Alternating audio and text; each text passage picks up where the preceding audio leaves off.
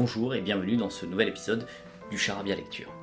Aujourd'hui nous allons nous intéresser à deux ouvrages et pas des moindres puisque nous avons Céline, fameuse chanteuse, avec Voyage au bout de la nuit, vous allez voir un magnifique ouvrage sur les trains couchettes. Et alors celui-là un petit peu mon préféré, j'ai un faible, Dickens, La vie et les aventures de David Copperfield. Donc c'est un petit peu un préquel de Harry Potter, tout ce qui va toucher à la magie. Alors on va véritablement s'intéresser au cœur de l'ouvrage, voir ce que l'auteur a voulu dire à travers des morceaux choisis complètement au hasard. Hop. Nous tombons sur la page numéro 289, et déjà c'est lourd de sens, 289, 189, 100, 1789, il n'y aurait pas eu la Révolution. C'est donc une page qui nous indique qu'elle sera en termes de narration plutôt plate, plutôt en retrait, jugez plutôt de l'extrait. Tout s'arrange dans la vie, voilà.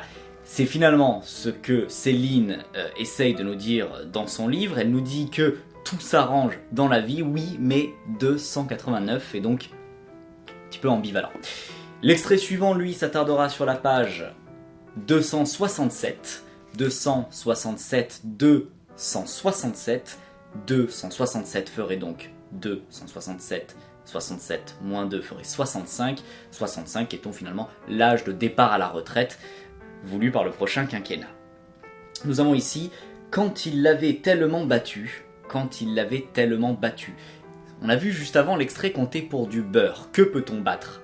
Du beurre. Vous voyez comment deux extraits finalement assez rapprochés sont reliés.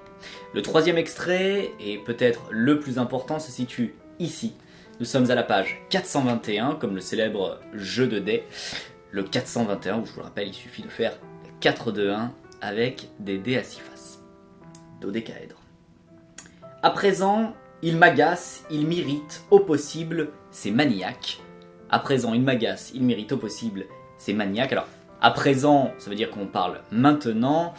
À présent, il m'agace, il, c'est un il général, hein. Il m'agace, comme on pourrait dire il m'énerve, ou encore ça m'énerve, comme dans la célèbre chanson d'Helmut Fritz.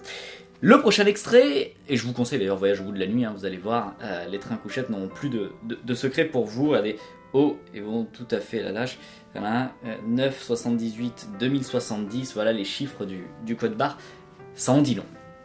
Le prochain livre, quant à lui, est donc ce grimoire, ce livre de magie, La vie et les aventures de David Copperfield. Vous allez voir, encore une fois, on en prend plein les mirettes. L'un de mes livres de chevet.